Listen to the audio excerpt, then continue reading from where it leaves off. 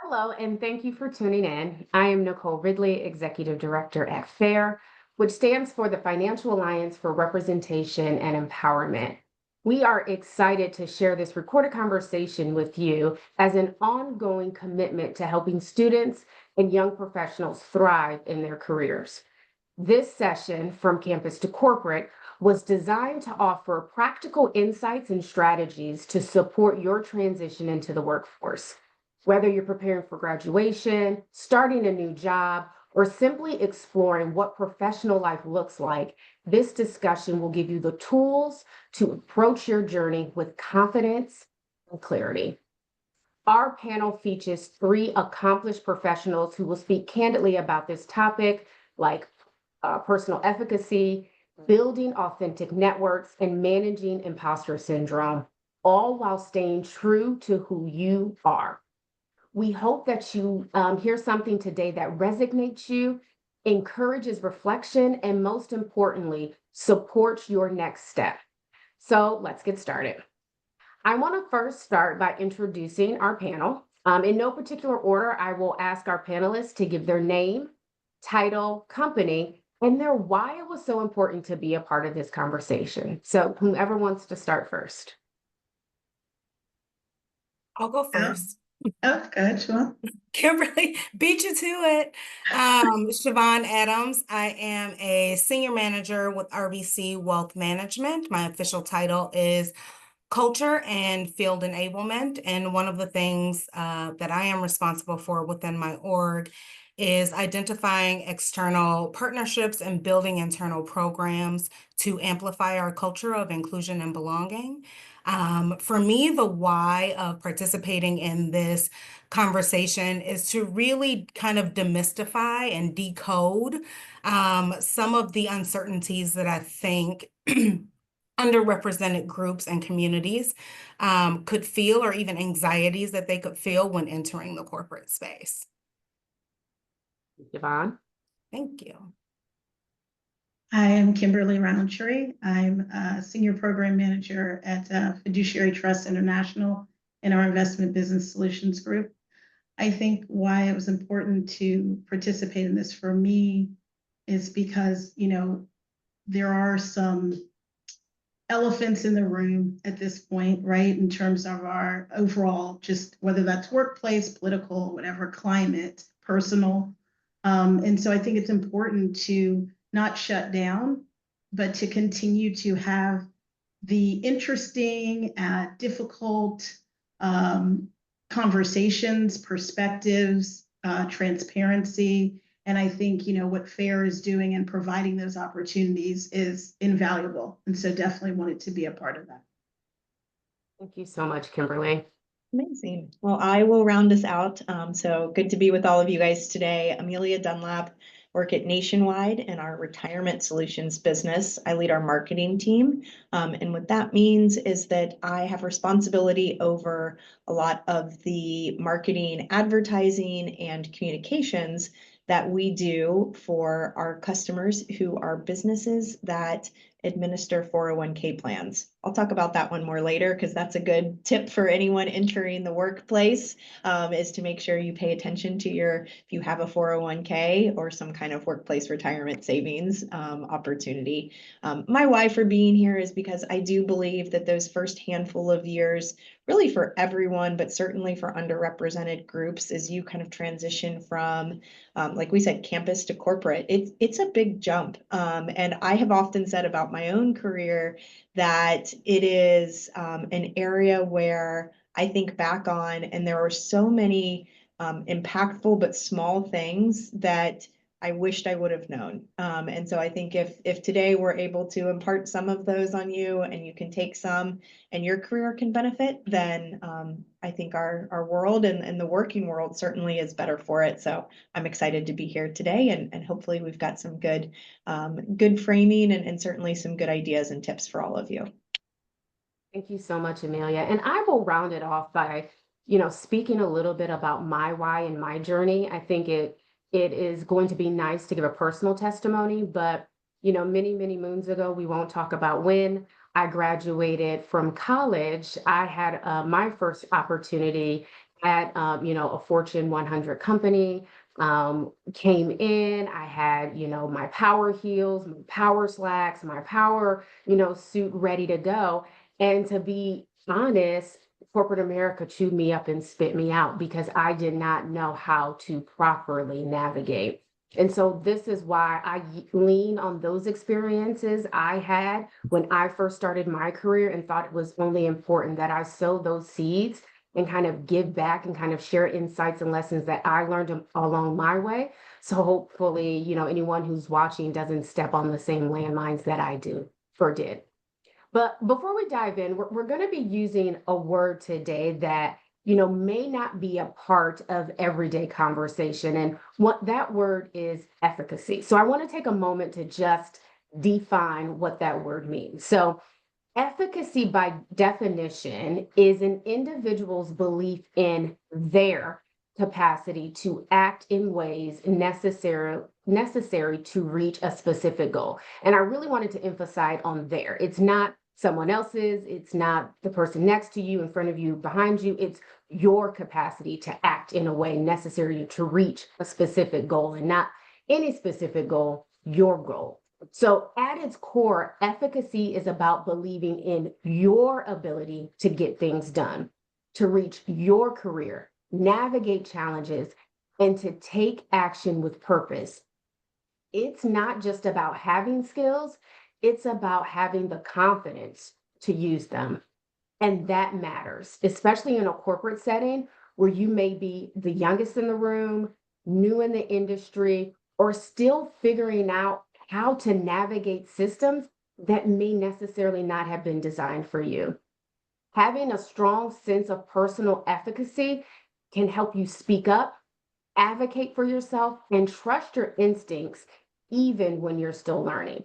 So I want you to keep that in mind as we step into our first question. And so, in no particular order, I'm just going to call it out on my screen and kind of mix it up. We will start with Amelia since she went last in introduction. So, in the context of working within the financial services industry, what strategies can students and young professionals use to improve their personal efficacy in corporate environment? Yeah, it's a great question, and I love, Nicole, that you started with defining it, because I do think that that is such a critical part of your success. And what I mean by that is, I feel like oftentimes when you move into a corporate environment, and whether that's your first time into it or even just moving between, right? You might work at one corporation, you move to another, and the language changes, right? And I remember when I first started working, and I started my career in a consulting firm, and I remember feeling like I had the opportunity to study abroad when I was in college, and I lived in France, and I learned how to speak French, and I remember it feeling the same, right? It literally feels like a foreign language at times,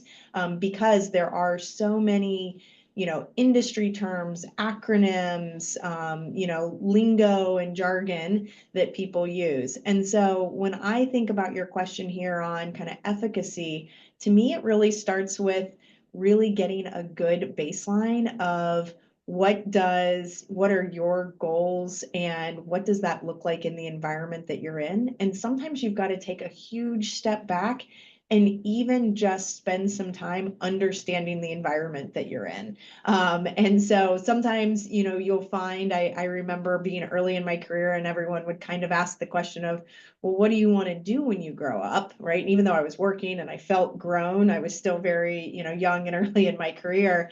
And so what I really focused on was trying to understand so many different paths that could be available. I loved, because I started in consulting, you get an opportunity to really see a lot of different companies, you see a lot of different parts of the organization, and that becomes so important for really understanding what your goals could be. It's hard to set a goal if you can't see it, right? And so spending time with different people, different parts of the organization, and asking good questions around, hey, what does this team do? How do you define success? What are you looking for in the types of people that you bring onto this team? What does your best performer do that separates them from someone else? Those are all great questions, really at any time in your career, but certainly in the early stages to ask, because I think one of the biggest parts of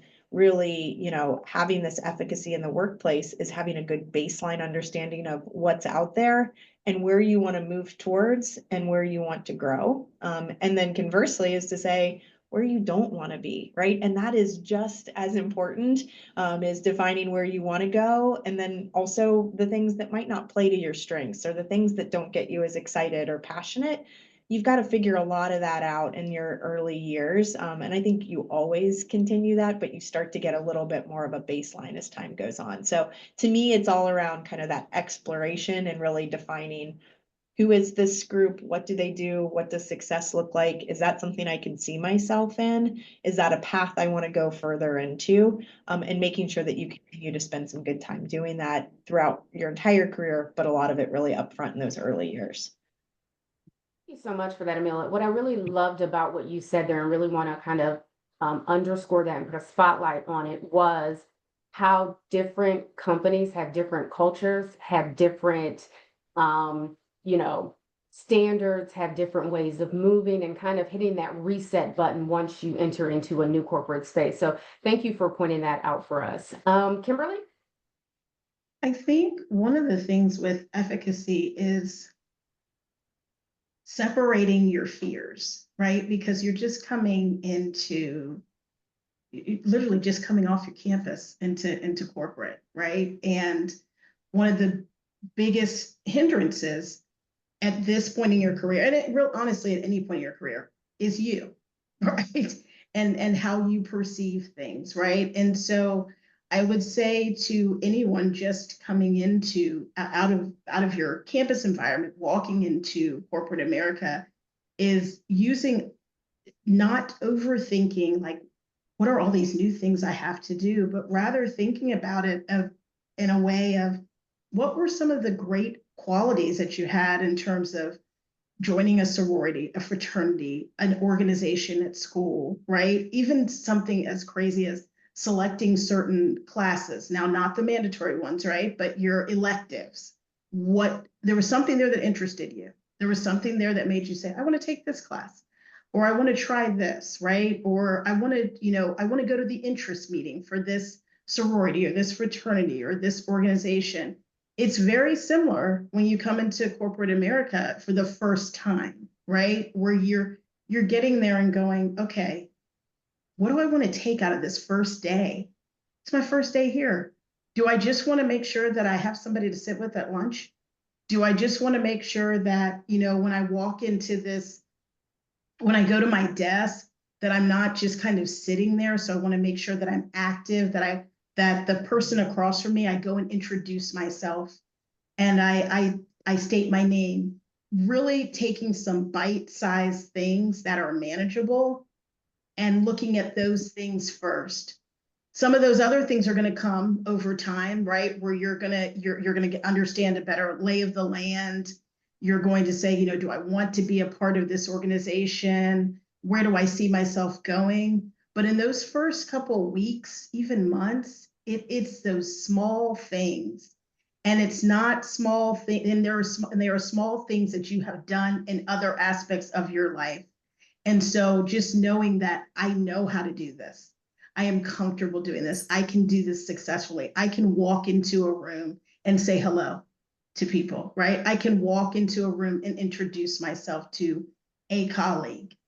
I can get up from my desk and not eat by myself. I can walk down to the lunchroom and see what's going on in there. Or I can walk around campus. Maybe you're on a larger campus and I can walk around. I can go, okay, you know what? I want to see what this other building looks like.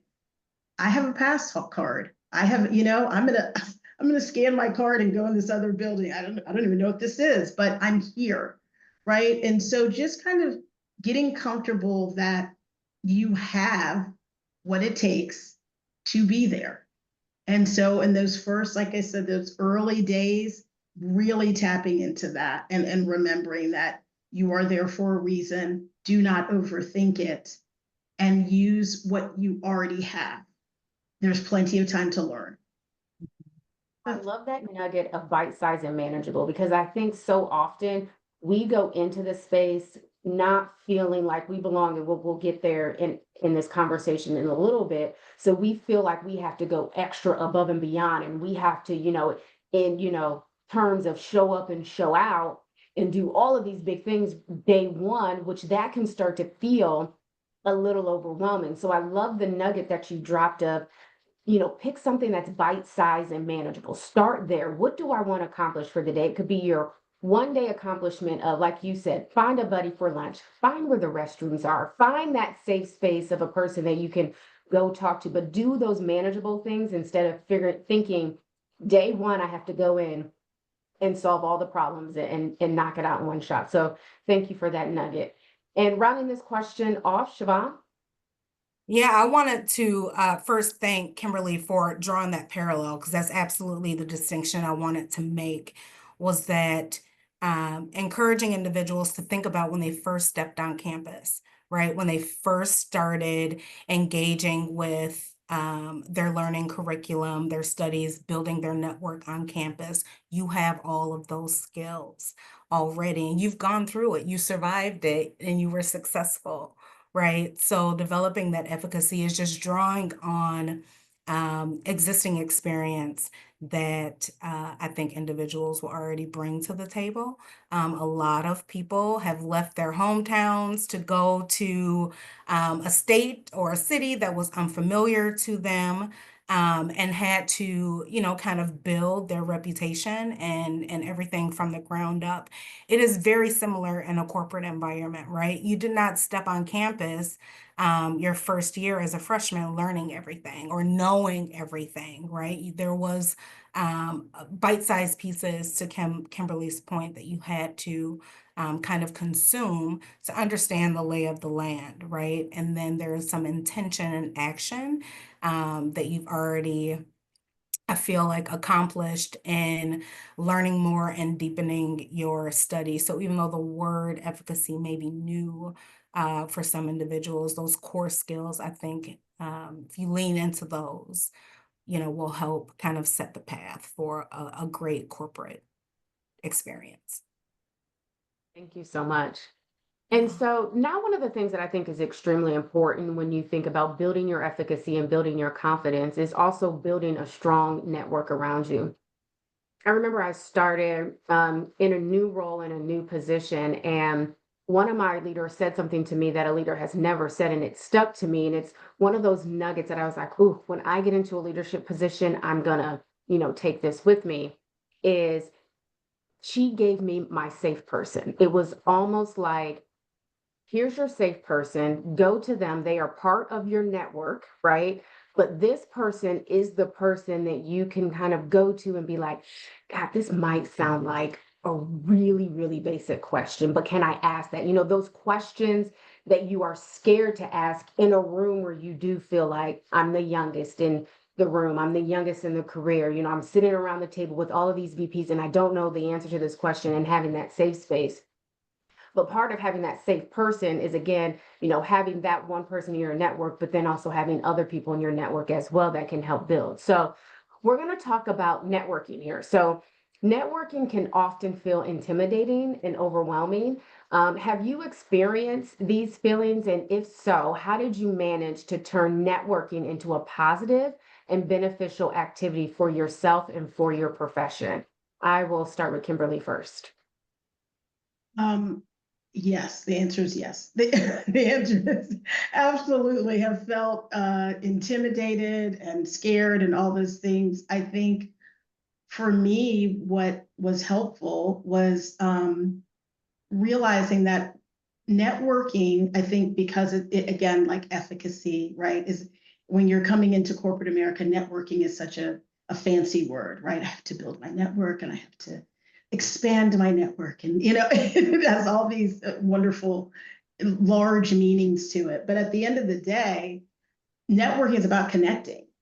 It's about connecting with people, and the best way to connect with people is in our commonality, right? It's not over your skills necessarily or the job. It's not that, hey, I noticed you do really great spreadsheets. Let's talk about those over coffee, right? Like it's, hey, I heard you, mention you have a daughter or son, that's in college or that's at Amos School, right? And then you find out, oh, that's where I went. I went to that school. I just graduated from there, or whatever, right? And so there are ways to connect with people because I do think sometimes that the biggest challenge when you're first coming in the door, depending on what company you come into, is that you sit down and you go, I don't see a lot of people that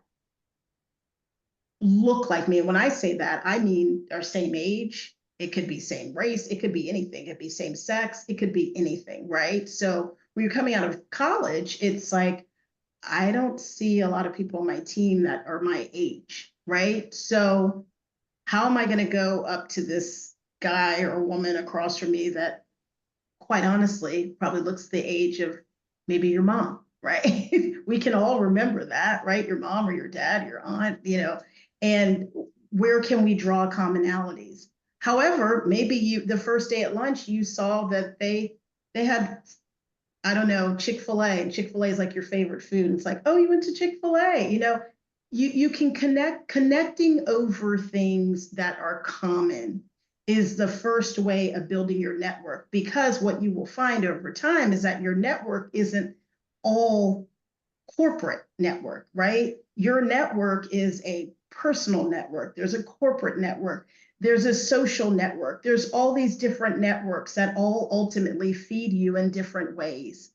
And so even within your corporation that you're working in, you will find different networks. You will find Jennifer's part of your social network. So when you and Jennifer get together, you're not even talking about work. You can't wait to see Jennifer. She works in a different organization. You've met, connected.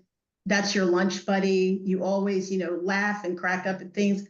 John is a different network. John may be your network where it's more like, hey, I met John in this meeting that we have weekly, and I just love listening to his perspective on the environment here. He knows a lot of people, and so with John, maybe you connect with John monthly because John is your way of meeting more people within the broader organization. Then there's another person that really is more of a corporate network person, but they sit within your space. So they're the person that's introducing you to all the people on the floor. They know everybody. They're bringing you into, and they're helping you get more exposure within your group, right? And then like Nicole mentioned, that safe space where you find that one person that they kind of end up being everything for you, right? They're a trusted confidant and part of your network. But I think, the reality is, so with any of those, at the end of the day, you're not necessarily going to, your initial connection with the people that will ultimately make your network is not work. It is those things that you have in common. And so just being comfortable in those things of, hey, I'm new here. I know nothing, but I saw that she had a beautiful bag that I loved. So I'm going to compliment her bag, and we're going to bond over her bag, or we're going to bond over someone's shoes or their glasses or whatever. So again, though, I go back to, you have it in you. You've done it before. So this is going to be easy as well. Kimberly, Go ahead, Amelia. sorry, I was just going to build on that, and what you had said struck with me too, which is, remember that in networking, everyone loves to be complimented, right? And so whether that's something like you just said, great shoes, love your bag. I also went to this, good choice in college. Or maybe you saw them give a presentation and, they said something that really struck you, or you thought they were a great presenter. Start with the compliment and you'll be amazed at how people will open up, right? Hey, Nicole, I saw you present last week. I loved what you said about XYZ. I'd am new here and would love an opportunity to get to know you and kind of how you got to this role, right? And sometimes it's as easy as that, is start with a compliment and then ask for some time. And you might be amazed. I mean, I can say I'm in a position of leadership now, and often we'll have people reach out to me just within our organization. So-and-so told me I should meet you. Or can we grab coffee, lunch, time to connect?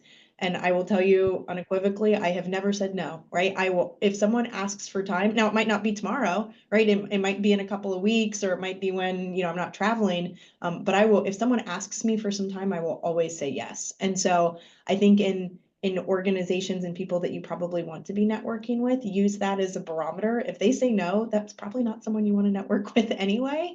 But I like that idea, Kimberly, that you mentioned, like, start with a compliment, whether it's personal or professional, and ask for time. And then once you go into that conversation, then be prepared with both some good personal questions without being overly personal, and also some good professional questions. One that I love is, or if you're at a networking event, people always talk about weather, travel, right? All of those easy, topics.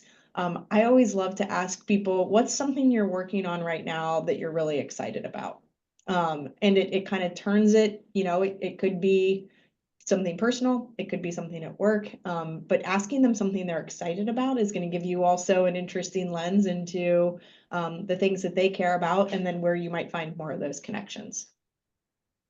For I sure. love I that. was I going to wanted say, I to. think that is absolutely the secret sauce, though, with networking, is the just the human element, right? That I think we all bring to the table, regardless of our walk of life. Who doesn't like food? Who doesn't like, there are things that are just universal. Some of us, I pay attention to shoes, right? And if I notice a cute pair of shoes or a cute bag, like Kimberly said, I'm going to compliment it. And that's like the icebreaker, right? To open the door, um, to have more conversation with people and to start building the relationship. Even in my network, as I think about, I feel like there's different pockets I leverage certain people for. Recently, I've gotten into cooking more and making things from scratch. And there were a couple of people that I met at random events, within my organization, and I heard them mention something about a bread maker. Um, that's a good, icebreaker again, to reach out to someone and say, you know what? I am trying to get into bread making. Can you share some tips? Can you share some whatever? And from there, the conversation just kind of naturally evolves to what do you do for the organization? How long have you been with the organization? They may start talking about their kids. And just naturally, you will identify, I think, people that you have more um, personal and life-centered conversations within your network, which could also be good within a corporate environment, right? How do you navigate some of these life things while also juggling a career? And then people that you'll naturally meet that um, become kind of your network from a professional um, growth perspective, and then helping you expand your network by offering their network. It's a good game of telephone, Yeah. kind of, as well. These are all really good nuggets because I keep writing things down to like underscore, and each one of you keep building upon it. So I'm like, okay, keep going, keep going. One of the things I did want to, kind of put into real life applications is sometimes we, hear things, but really don't know how it plays out. And so a lot of what the three of you said really, hit a chord to me as I thought about my career from beginning to where I am today. Kimberly, you talked about being the only in the room for a multitude of different reasons and finding that one commonality. And I remember I was in a space where I could list the reasons of why I was the only. It was just not, what you see on the outside of, a Black woman. It was, I was a working mom in a male-driven, industry. My household, drives off of two incomes. Theirs did not. And so I was in a space that was completely different from how I lived my life. And I remember sitting there like, I'm not going to have any friends in this area because I don't have anything in common. But I took it upon my mission to find that one commonality, and I reflect now the individual whose cube was directly next to me. If you would see us both on paper, you would say they have nothing in common. But we found that one thing, and out of that one thing, we built a relationship where now I felt like because of that relationship and the relationships that they had, now I could build upon that commonality, but then also bring my authentic self into the space of saying like, now y'all know I don't do that. So it allowed me to build that, and the connection grew so strong that was my 2 o'clock coffee buddy. When the 2 o'clocks hit me at work, I would say, hey, are we going down for coffee or not? And so we would walk down to coffee, we would have a great conversation, stand in line and chit chat, and walk all the way back up. And that was many years ago, to where, we randomly now will get together and say, hey, do you want to go out for, to get a bite to eat or something like that? You would never think that this relationship kind of, built upon that if you looked at us at paper. So finding that commonality really works. And then those compliments work too. It can open doors that you don't even know doors are opening. And then you use those doors, tell your story, and then build upon like, hey, is there anyone else I should connect with? While I'm a self-proclaimed introvert, people don't believe that. I will talk to people in the lunch line. I will talk to people in the elevator. And I remember I was at work and I complimented someone on their shoes because at that time I was a shoe person, I was a heel person. I was like, oh my gosh, I really like your shoes. Had a conversation. This person said, are you new to the company? I haven't seen you before. I said, yes. They said, well, get some time on my calendar, showed me their badge. Here's my name. Set some time, send me an email, we'll set some time up. Had no clue that this person on the elevator was in the C-suite of the organization and was someone who was very powerful and influential. And here I am, new to the company, months in, and meeting with her. And they're like, how did you get a meeting with her? And I'm like, I just met her on the elevator. So it's just that simple because you never know who you're going to meet. So thank you for all of that. Well, can I just add one more thing to from a networking perspective, is that you will be amazed how far those relationships will take you throughout your career, because people get promoted, people get different roles, and you may be tasked with an initiative or an assignment where now you have to engage a new business group for their buy-in. And lo and behold, now the person that's leading that group is someone you used to go to lunch with when you guys first started, or all of that. You now have a certain level of comfort with, your business partner that you're engaging with, which I feel like we can all agree in a corporate space makes getting things done easier, right? Because you have that core relationship with someone, even if you have not worked with them for a number of years. It really does help get things done. And it makes addressing issues easier, right? So Yes. something down the road, an issue comes up on a project, someone's not responding, you name the issue. It's much easier to have that conversation with someone where there's some basis of a relationship versus, hi, I'm Amelia and I'm calling to tell you that something's wrong, right? Yes. And so being able to have that foundation, like you said, Siobhan, just pays dividends in lots of ways. Absolutely. A lot of times for the positive, but can also help you sometimes when you're in a pinch too. Yeah, I want to talk a little bit about that positive, and thank you, Siobhan, for bringing this point up because a light bulb moment went on. I went through this leadership academy, and one of the exercises, we talked about efficacy very heavily in this leadership academy. And one of the exercises that we did was we had to think of someone whose career we admire. And in a minute, we had to write down one word on different Post-it notes, what made their career successful. So I wrote all the little characteristics down on these Post-it notes. And around the room, there were 3 different buckets. And these buckets are explained throughout the course in the efficacy course. It was the intellectual bucket, it was the political bucket, and it was the social bucket. And we had to take these Post-it notes and put the Post-it note in the appropriate bucket. And then we stood back because everyone in the class had a different person from a different company at a different level. No one had the same person. And we sat back and we looked at where the buckets lie. Now, there were some in intellectual because you have to know how to do your job, right?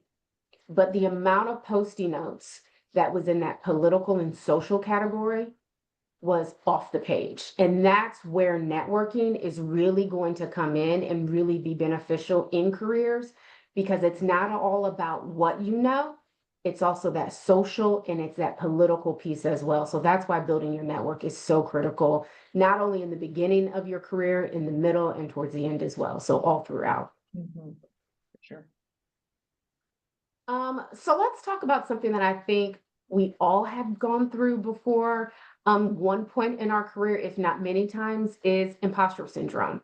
So can you share a time where you experienced imposter syndrome in the corporate space, and what strategies or technique did you use to move through those feelings of self-doubt?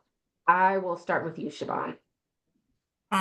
Yes, especially early in my career, but also I continue to face moments of imposter syndrome as I climb in my career.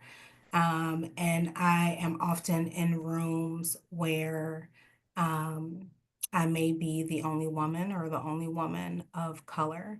And one of the things, I'll say two things that I have to remember and kind of snap myself out of it is I have to remind myself who I am. Okay. And I have to remind myself of the work that I put in to get to where I am.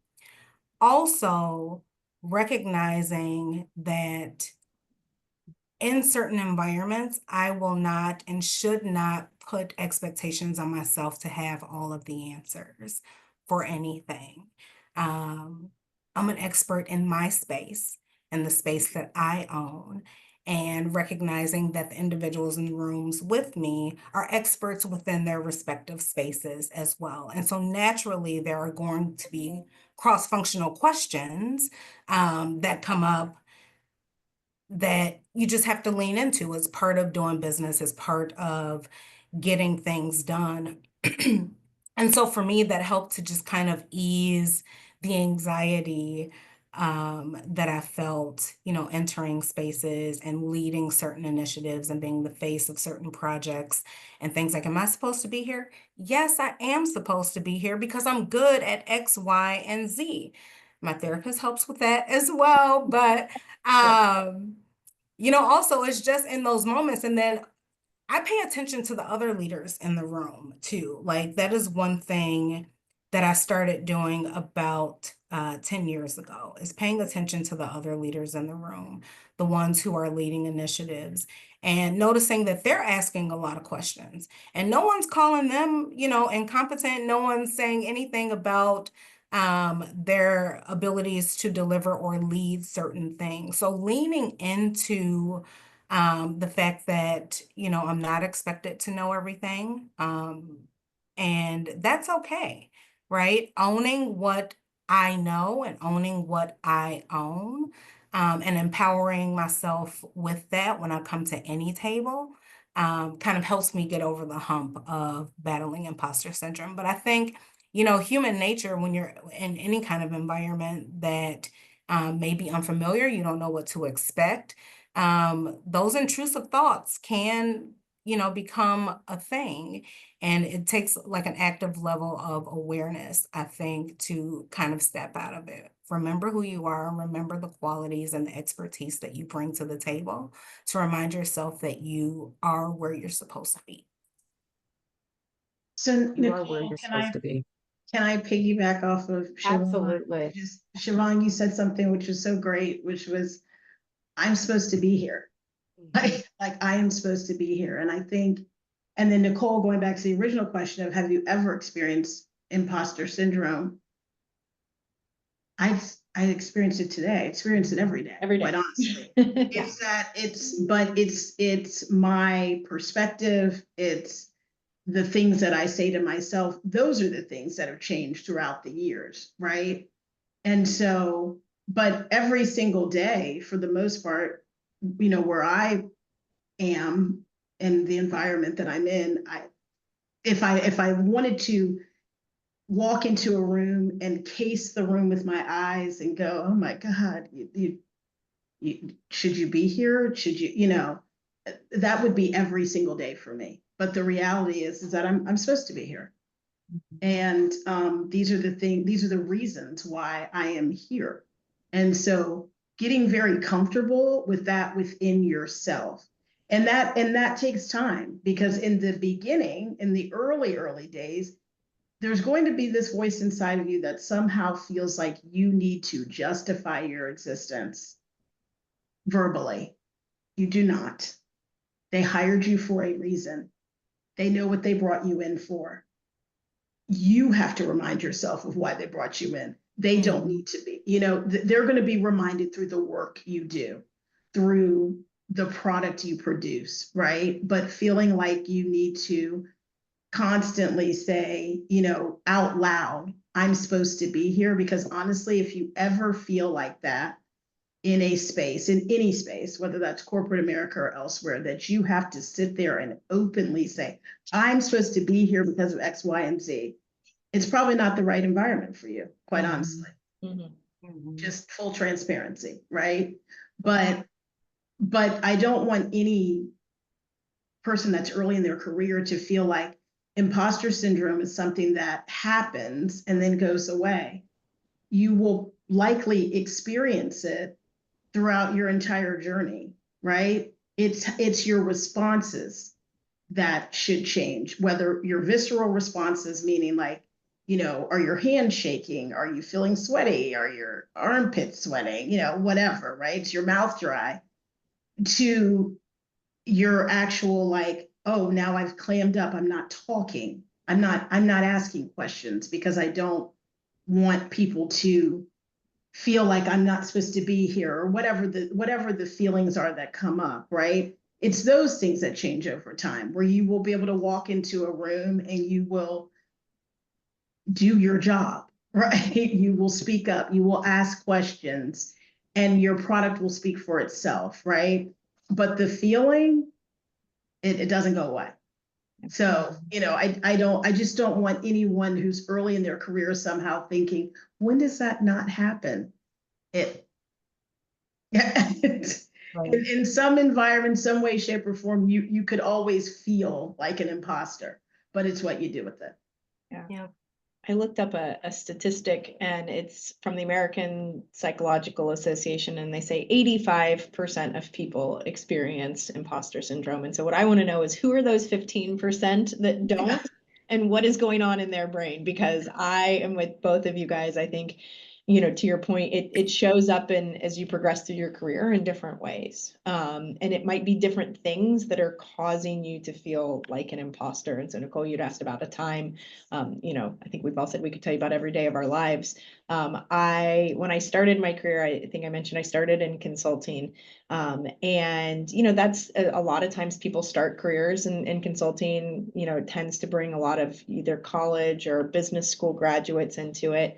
And then companies hire a consulting firm to come in and fix some kind of problem, right? And so now all of a sudden, you're not only the new person, but you're the person who's supposed to figure things out and fix things and tell these senior people what they need to do. And so that was certainly very early for me in my career, kind of faced with it all the time. And it would show up a lot because I was young, I looked young, I was young, and people always ask, they'll try to get around asking you your age without actually asking you your age. And so one that I learned was a good comeback for myself was, people would say like, oh, you look so young. How long have you been doing this? Or, something like that.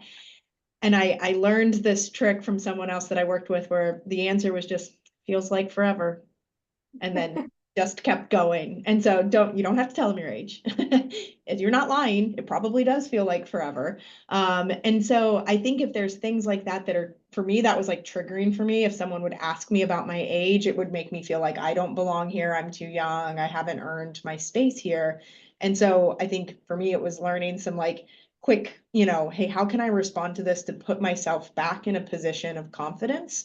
We talked a lot about, and both Siobhan and Kimberly brought this up, which was your reaction to it. And I remember, and I still do, there's a quote, many of you have probably seen it, but I've kept it on a little Post-it note oftentimes on my desk from Eleanor Roosevelt, who said, "No one can make you feel inferior without your consent." And it's a good reminder that if you're feeling inferior about something, it's because you're allowing it. And so check yourself on all of the things that we just talked about. Like, what is it that's causing me to feel this way? And then replace that with positive things, right? What are the things that, if you inverse that, right? What can make you feel confident? What can make you feel powerful, right? What are the examples when you felt that way, and bring those back up in your mind, because you belong there. And so much of this is the confidence and the presence to be able to show up in a meaningful way. And then the last thing I'll share, which was, again, I remember this early in my career as just kind of a little tip that worked for me, was I think oftentimes you might be afraid to speak up if you're in a group meeting. And hey, what if I say something and it sounds dumb and it's not relevant? And so what I would do is I would keep a little notepad, and when I thought of a question or a statement, I would write it down and just kind of make a note of it. And then I would wait and I would see if anyone else brought up the same question or comment or something that sounded similar, and I'd put a little tick mark beside it. And at the end of the meeting, I'd go back and I'd look and I'd say, gosh, if you would have said these things, you would have been right in line with everyone else in the meeting. And for me, again, that was like a confidence builder, that like, you've got the right thoughts, you've got the right comments, you can add value here too. And so that was the confidence that I needed to say, like, instead of writing it down, say it, so then people can interact with it, and you can be the person that people are trying to, have more conversation and engage with. So again, those are just a couple of things, especially early in my career. I would say my imposter syndrome has changed in different ways now, but I think especially when you're young in your career, those were a few things that I think helped me to kind of get over some of those immediate hurdles that I found myself facing. Absolutely. Amelia, I think too, if we there's also that human element that we were talking about earlier when it comes to networking, that I think is a great tool to maybe lean in and combat maybe that fear of asking questions in a larger audience. And prefacing those questions in ways of, can you help educate me around whatever, the gap of, of experiences that you're looking for, right? And who doesn't want to be or position themselves as the smart person in the room, right? So people will rise to that, to the occasion of being the person to answer the questions because you're asking to be educated. Yeah. Right. And they will boastfully sometimes get you up to speed, right? But they don't look at it as, you being incompetent. They look at it as, I'm helping this person Yeah. learn something that they didn't know. And then also in the age of the IM world that we're all in right now, there are times I'll ask something and I'll get IMs from people. Thank you for asking that. Right. I'm so glad you asked that question because I was wondering the same thing. And so to your point, most people, in a space will have questions similar to what you're thinking. And if not, then, still it's a unique question that I think positions you as a thoughtful person in the room, because I'm thinking about things that could be a gap in whatever it is we're trying to solve. I love that. What I loved about what came up in this kind of last segment here is the transparency that you all shared. I think a lot of people do equate imposter syndrome with just starting off in their career, when imposter syndrome could stick with you for your entire career journey. So I want to say thank you for being transparent, because I'm sure that there's someone that's going to listen to this recording and say, oh, so it's just not me. I'm not alone in this space. And wow, she's so accomplished. I would have thought that she was like, oh, I'm cool. I'm supposed to be here. But those doubts still stick in. So I thank you for being transparent because I think that that's really going to resonate with someone. Before we close, I just wanted to open up the floor to see if anyone had any final thoughts or final nuggets that they wanted to share. No pressure. I've got one, and again, this is just kind of a little nugget, and Siobhan, it's kind of building off of your, sometimes it's about finding the phrase, how to start a conversation. Like you said, hey, can you help educate me? Another one is if people are talking about something that you don't understand or you don't have the context for, I am a huge fan of asking, and I often phrase it as, hey, in a lot of organizations, people define efficacy in different ways. What does it mean here?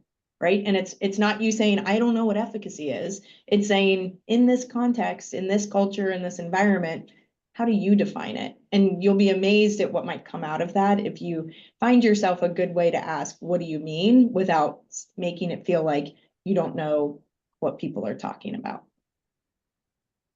Absolutely. I think the nugget that I will leave is I know it may feel intimidating, but really at the core of transitioning from campus to corporate is remembering the skills that you have employed throughout your entire life up until this point to learn something new, regardless of how elementary or complex it is that you have the skills to make it. You have the skills to be successful.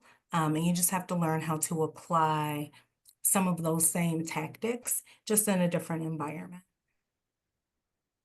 I love that, Siobhan. I think just piggybacking off of that, the only thing I would say is that if anyone who's watching this and you haven't gotten to the corporate piece yet, meaning you're still waiting to hear on the job, or you've put all these resumes out there, you haven't heard anything yet. And, am I ever going to get to corporate? Am I ever going to, somehow you stumble across this? Please know that so many things that we said here, particularly around networking and things like that, those are things that you can use anywhere. Like the same way that you're in this middle space of not quite being at corporate yet, you're still looking for a job. It's still important to network. It's still important to understand terminology like efficacy and what does that mean, right? So you're still in a great space to learn. You are still know that you are successful at what you're doing, that it has nothing to do with, oh, I don't have a job yet. What's, something's wrong and everybody out here is, they're the same way that Amelia, Siobhan, Nicole, and I know that we each bring different things to the table. These are all great women that I'm on this call with. There's no need for me to compare and contrast and look at different things. Those same qualities that I'm talking about are the same qualities that you're going to use, even whatever space you're in. So don't be deterred by, I'm not yet at the corporate space. I don't even know if I'm going to find, you will find a job. It may take time. The same way that as we've been in positions, we didn't even talk about how long some of us have done some of the things that we've done, and before we even got a promotion or went to the next level. But it's all in due time. With anything and everything you're doing, it is all in due time. So I just want to just leave anybody with that, just knowing that it's your time is coming, and there's nothing to be afraid of. You have all of the skills and capabilities to be successful. You absolutely do. What a great way to end it. Your time is coming. A lot of great nuggets that were dropped here. And I want to, take a moment again to thank all of our panelists, Kimberly, Siobhan, and Amelia, for sharing their experiences, insights, and encouragement. The topics that we cover, building your personal efficacy, networking with intention, and pushing through imposter syndrome are all essentials for navigating corporate spaces with confidence and authenticity. At FAIR, we believe in increasing representation, access, and inclusion in the financial services industry, and it starts with conversations like this. We hope that this recording gives you helpful takeaways as you move from campus to corporate. and reminds you that you are not navigating this path alone. To stay connected with FAIR and hear about future events and opportunities, please visit thefair.org, and that's THEFARE.org. And in the top right-hand corner, there's a button that says Join the Cause. This way, you'll be on our distribution list, and this is the best way to stay informed and be a part of the community that's investing in your success. Thank you again for watching, and we look forward to seeing what you do next. Thank you. Thanks, Nicole. So much for having us. Bye-bye.